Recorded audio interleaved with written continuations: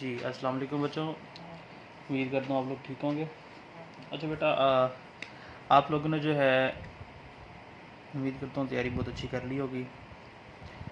बेटा तैयारी करने के साथ साथ ये कुछ क्वेश्चंस मैं भी कर रहा हूँ, इनको भी ज़रा एक दफ़ा दोबारा देख लीजिएगा गैस के तौर पे। उम्मीद करता हूँ इसमें से भी कुछ ना कुछ पेपर में लाजमी आ जाएगा। अपनी तैयारी मुकम्मल रखें और इसके साथ साथ जो है इसको भी आप नोट डाउन कर लीजिएगा। बेटा ये सवाल है हमारे पास, एक अच्छा सवाल है, इम्पोर्टेंट है। कहते शो कराएँ कि ये जो सेट दिया हुआ है ये क्लोज्ड है विद रिस्पेक्ट टू एडिशन और मल्टीप्लिकेशन, ये हमने शो कराना है। अब बेटा ऐसे सवाल को सॉल्व करने का तरीकेकार ये होता है कि पहले आप जीरो को पकड़ें। एडिशन के लिहाज से पहले मैं देख रहा हूँ इसको। एडिशन के लिहाज से क्या होगा बेटा, ज़ीरो को पकड़ें, ज़ीरो में ऐड करें तो आंसर आएगा ज़ीरो, और ज़ीरो इस सेट को बिलोंग कर रहा है। ज़ीरो बिलोंग कर रहा है जी इस सेट को, ज़ीरो और -1 को। इसी तरह अगर -1 में -1 को ऐड कर लेता हूँ तो ये बनेगा बेटा -2, जो कि बिलोंग नहीं कर रहा हमारे इस सेट को, जो कि 0 और -1 है, डज नॉट बिलोंग्स टू। तो फिर हम कह सकते हैं चूँकि इस नंबर को जब इसी में ऐड किया तो बना -2, -1 को -1 में ऐड करने से -2 बनता है, और -2 जो है इस सेट को बिलोंग नहीं कर रहा, तो हम कह सकते हैं it is not closed, it is not closed with respect to addition. Addition के लिहाज से जो है ये हमारे पास क्लोज नहीं है। नेक्स्ट हम इसको देख लेते हैं मल्टीप्लिकेशन के लिहाज से। सेट हमारे पास था 0 -1। मल्टीप्लिकेशन के लिहाज से देखते हैं, इसमें क्या होगा बेटा, 0 को मल्टीप्लाई करें 0 के साथ तो आंसर आएगा 0।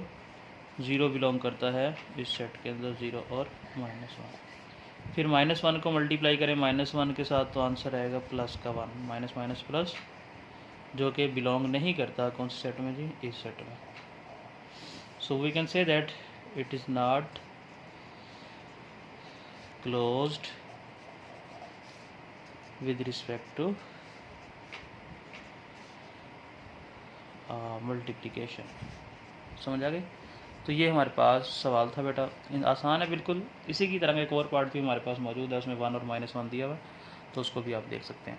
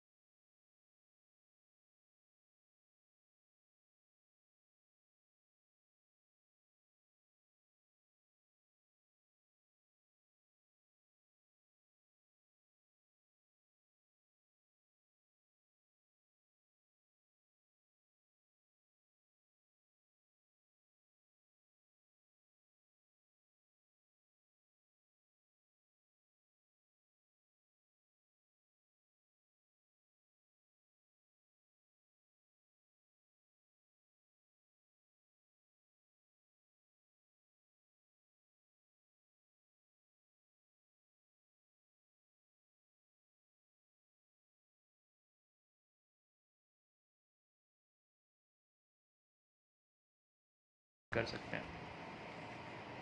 जी बेटा नेक्स्ट सवाल हमारे पास है, find the product of that numbers. बेटा ये नंबर दिए हैं, पहले इस सवाल को करने से पहले मैं एक फार्मूला लिख देता हूँ, उसके बाद जो है हम इनकी प्रोडक्ट लेंगे। फार्मूला है बेटा ए बी सी डी, ये दो ऑर्डर पेयर हैं, इनको हमने प्रोडक्ट लेनी है इनकी। तो प्रोडक्ट का रूल ये है बेटा, पहले वाले को पहले वाले से मल्टीप्लाई कर दें ए सी, और दूसरे वाले को जो है दूसरे वाले से मल्टीप्लाई कर दें, और बीच में साइन जो है बेटा नेगेटिव का है कि जब पहले वाले को पहले से मल्टीप्लाई कर रहा हूँ दूसरे वाले को दूसरे से, तो नेगेटिव का साइन आएगा, तो मतलब ये बन गया बी डी कोमा। अब पहले वाले को मल्टीप्लाई करें दूसरे के साथ तो ए डी प्लस दूसरे वाले को करेंगे पहले के साथ तो बी सी। ये हमारे पास बेटा फार्मूला है, इस फार्मूले के मुताबिक जो है हमने उस नंबर्स को मल्टीप्लाई करना है। अब पहले वाले नंबर को मल्टीप्लाई कर रहा हूँ पहले वाले के साथ, तो 5 मल्टीप्लाई बाय -3, बीच में माइनस का साइन आएगा। दूसरे वाले को मल्टीप्लाई करना है दूसरे वाले के साथ, तो -4 -2 कोमा। अब बेटा क्या होगा, पहले वाले को मल्टीप्लाई करेंगे दूसरे वाले के साथ, तो 5 मल्टीप्लाई बाय -2, बीच में आएगा प्लस का साइन। दूसरे वाले को मल्टीप्लाई करेंगे पहले वाले के साथ, तो -4 और -3। उसके बाद हम सिंप्लीफाई कर लेते हैं इसको। सिंप्लीफाई करेंगे तो बेटा ये बनेगा -15, ये minus minus plus, plus minus minus, 4 to the 8 बन गया कोमा। यहाँ से -10 बनेगा बेटा, और ये माइनस माइनस प्लस, 4 3 द 12 बन जाएगा। फर्दर सिंप्लीफाई करें तो -15 और -8 मिलके -23 जो है वो बन जाएगा -23, और ये बेटा प्लस का 2 बन जाएगा। तो ये हमारे पास प्रोडक्ट आ गई दो नंबर्स की। किसी भी तरह के नंबर्स हों तो प्रोडक्ट लेने का यही रूल है, आप आसानी से जो है प्रोडक्ट ले सकते हैं।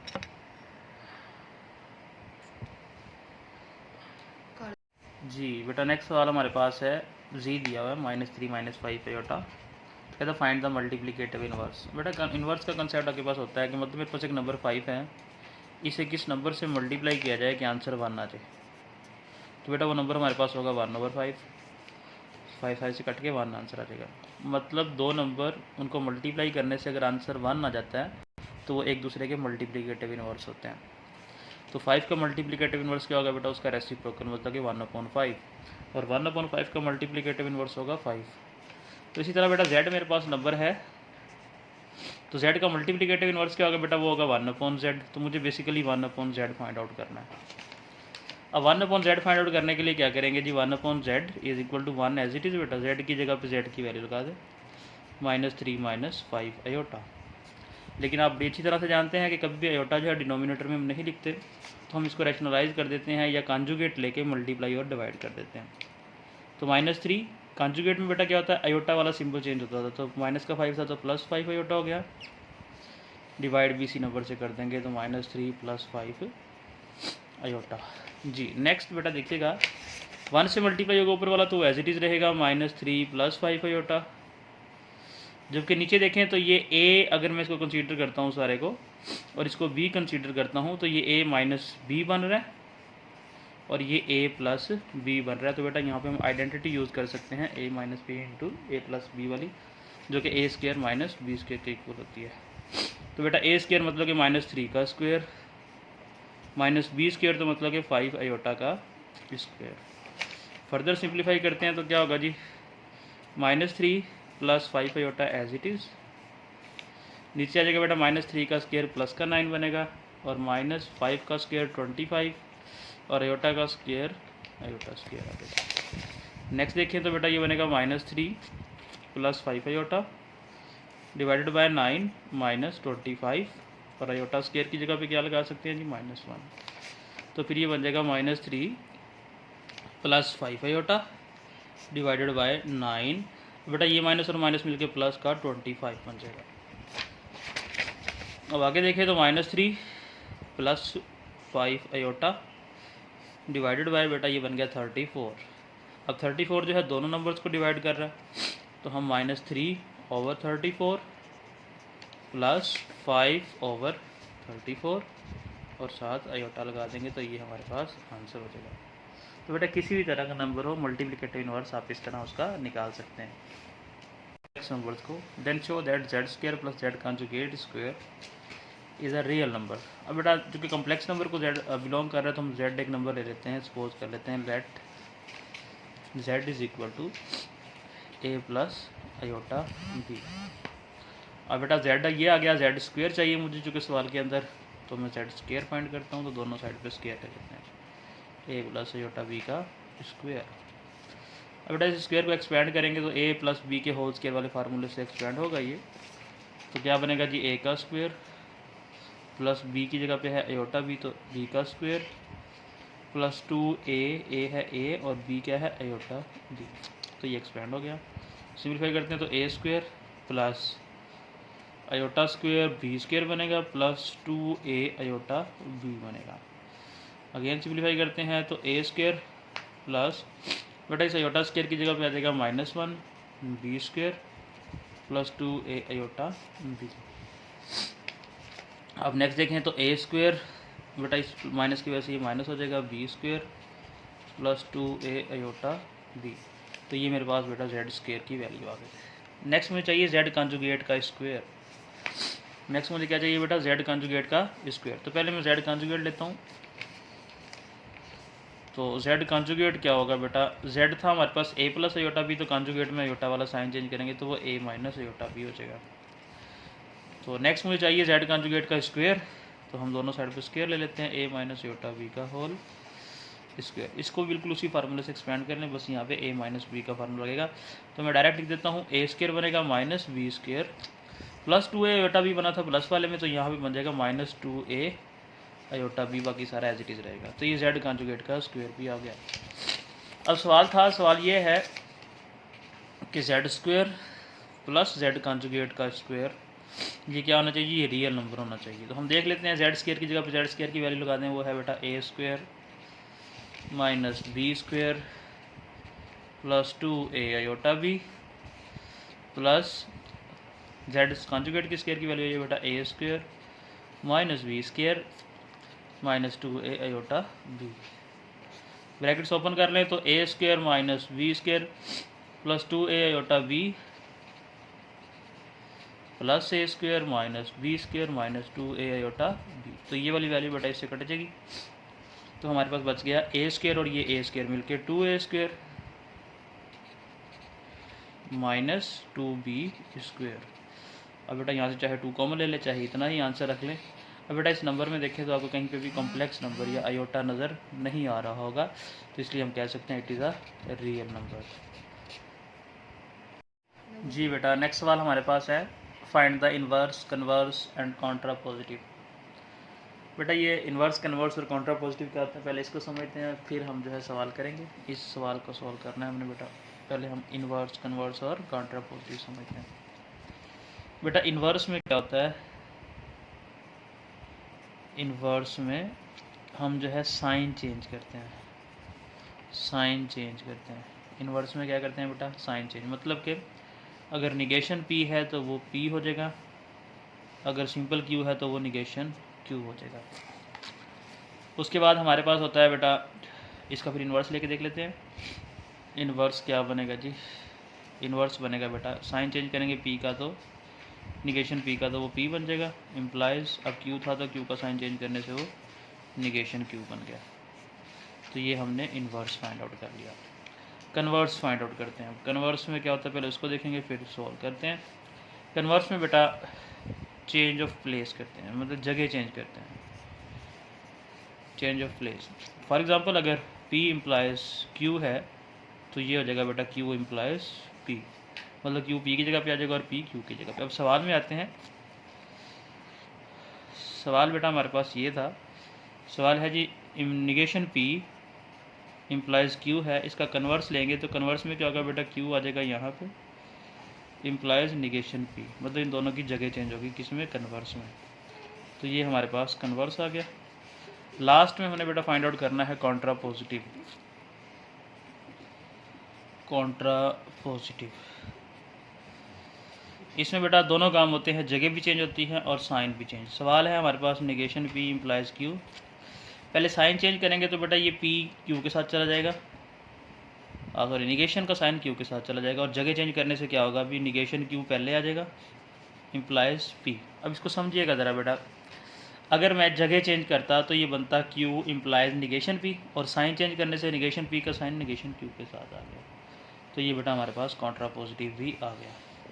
इसी कंसेप्ट पे जो है आप सारे सवालात को सॉल्व कर सकते हैं।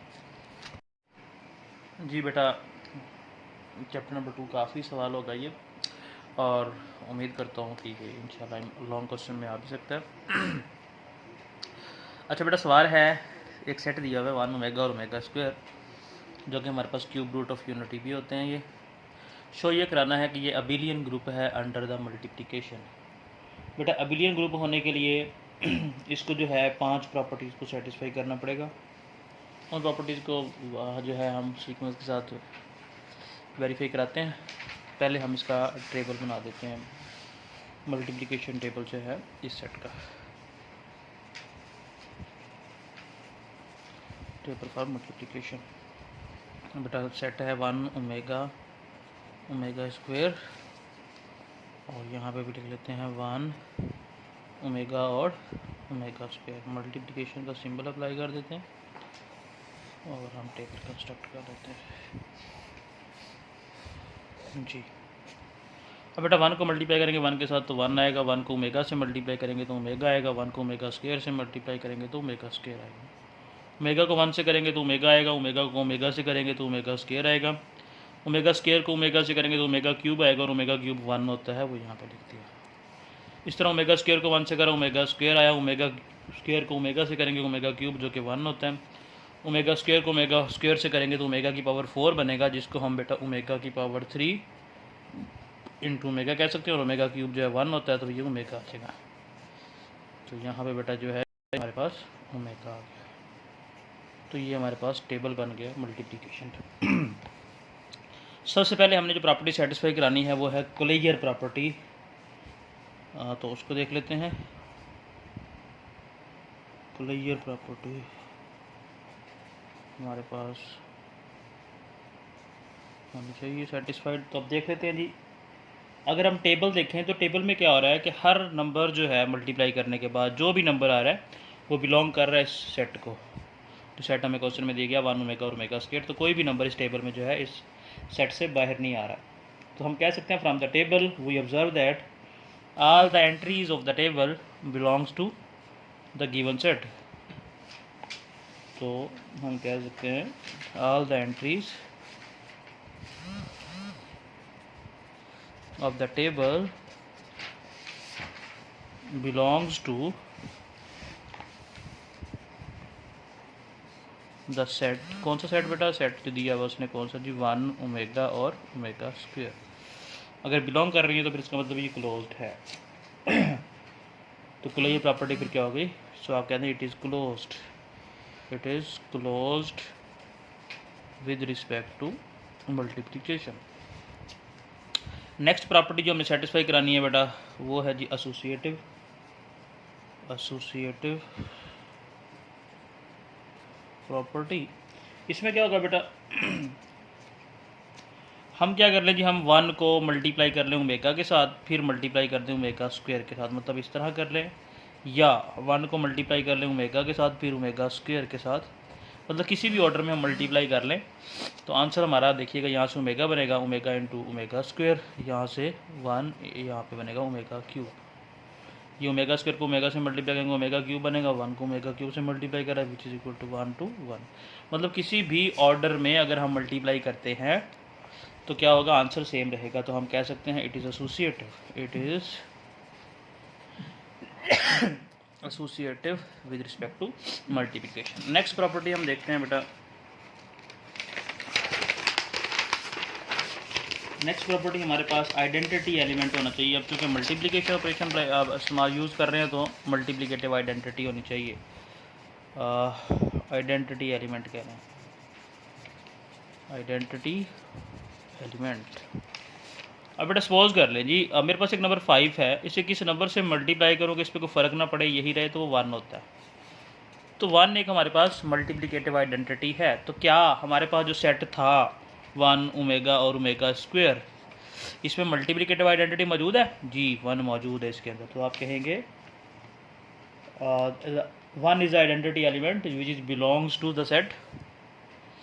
तो आप कहेंगे 1 is the identity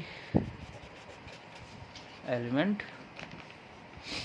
belongs to set 1 omega और ओमेगा स्क्वायर जी। नेक्स्ट प्रॉपर्टी बेटा जो हमने सेटिस्फाई करानी है वो है मल्टीप्लिकेटिव इन्वर्स, या इन्वर्स कह लें। इन्वर्स एलिमेंट मौजूद होना चाहिए बेटा। इन्वर्स का कंसेप्ट मैं पिछले सवालों में भी दे चुका हूँ आपको। मेरे पास सेट है 1 ओमेगा और ओमेगा स्क्वायर। अच्छा बेटा, अगर हम क्या करें जी, ओमेगा और ओमेगा स्क्वायर को मल्टीप्लाई करते हैं। ओमेगा और ओमेगा स्क्वायर को मल्टीप्लाई करेंगे तो ओमेगा क्यूब बनेगा विच इज़ इक्वल टू क्या होगा 1।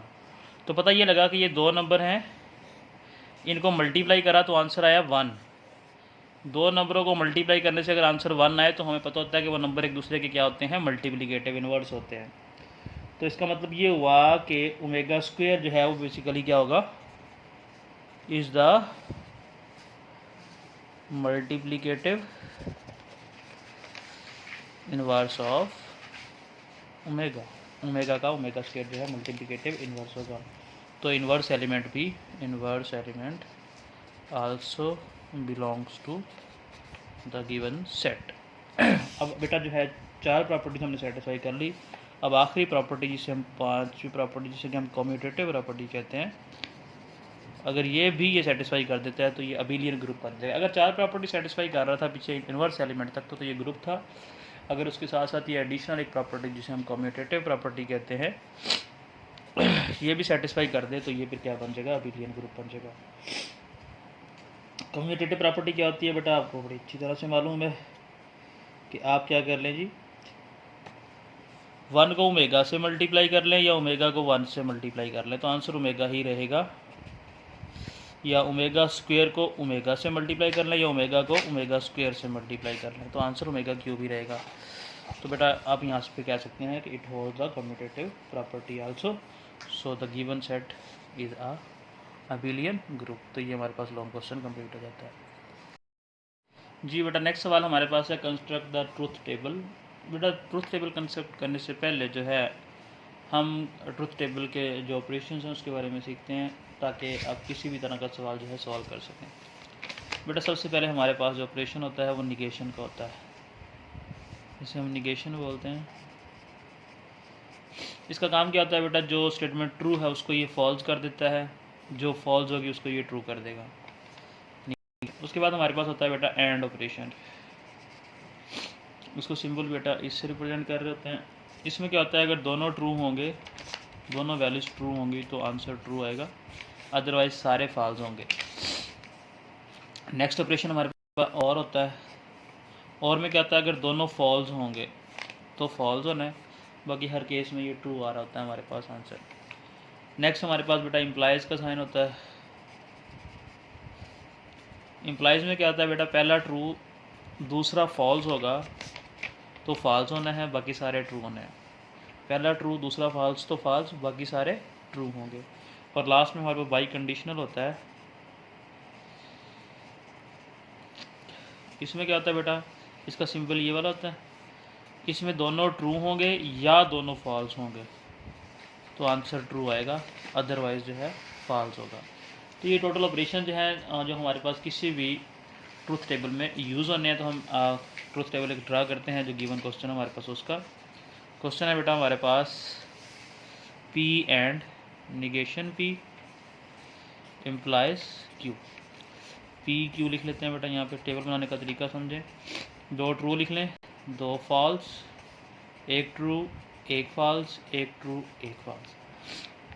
अब बेटा सबसे पहले मुझे निगेशन P चाहिए तो हम निगेशन P निकाल लेते हैं। निगेशन P निकालेंगे तो ये ट्रू था तो फॉल्स हो गया, ये ट्रू था तो फॉल्स हो गया, ये फॉल्स था तो ट्रू हो गया, ये फॉल्स था तो ट्रू हो गया। अब P और निगेशन P में मैंने एंड ऑपरेशन लेना है, पहले ब्रैकेट वाले को सॉल्व कर रहा हूँ। P का एंड ऑपरेशन लिया किसके साथ जी, निगेशन P के साथ। अब बेटा ये निगेशन P है और ये P में एंड ऑपरेशन लेना है, और एंड में आपको बता चुका हूँ बेटा दोनों ट्रू होंगे तो ट्रू होना है, अदरवाइज फॉल्स होगा। तो ये ट्रू है, ये फॉल्स है तो फॉल्स हो गया, ये ट्रू ये फॉल्स तो भी फॉल्स, ये भी फॉल्स हो जाएगा और ये भी फॉल्स हो जाएगा। और बेटा मालूम क्या करना है, नेक्स्ट हमने P एंड निगेशन P का इम्प्लाइज लेना है किसके साथ, Q के साथ। P एंड निगेशन P बेटा मेरे पास ये वाली वैल्यू है, इसका इम्प्लाइज ऑपरेशन लेना है किसके साथ, Q के साथ। इम्प्लाइज में क्या होता है, पहला ट्रू होगा दूसरा फॉल्स होगा तो फॉल्स होना है, बाकी सारे ट्रू। इसमें देखें तो बेटा ये सारे ही फॉल्स हैं, पहला तो कभी भी ट्रू इसमें है ही नहीं, तो इसका मतलब हुआ कि ये सारे के सारे ही क्या हो जाएंगे, ट्रू हो जाएंगे, क्योंकि पहला फॉल्स दूसरा ट्रू तो ट्रू हो गया, पहला फॉल्स दूसरा फॉल्स तो भी ट्रू हो गया, ये भी ट्रू हो जाएगा और ये भी, क्योंकि मैं बता चुका हूँ कि इम्प्लाइज में होता क्या है, इम्प्लाइज में पहला ट्रू होगा दूसरा फॉल्स होगा तो फॉल्स होना है, बाकी हर केस में जो है वो ट्रू होना है। तो इसमें चूँकि पहली वैल्यू सारी है ही फॉल्स, तो हर वैल्यू जो है ट्रू आंसर देगी हमें। तो ये था बेटा हमारे पास सवाल। उम्मीद करता हूँ कि इसी कंसेप्ट से रेलिवेंट ट्रुथ टेबल के जितने भी सवाल आप सॉल्व कर सकेंगे, और जो है मे भी पेपर में इस ट्रुथ टेबल में से लॉन्ग क्वेश्चन भी आ जाए, तो बेटा इसको अच्छी तरह प्रैक्टिस में लाना है।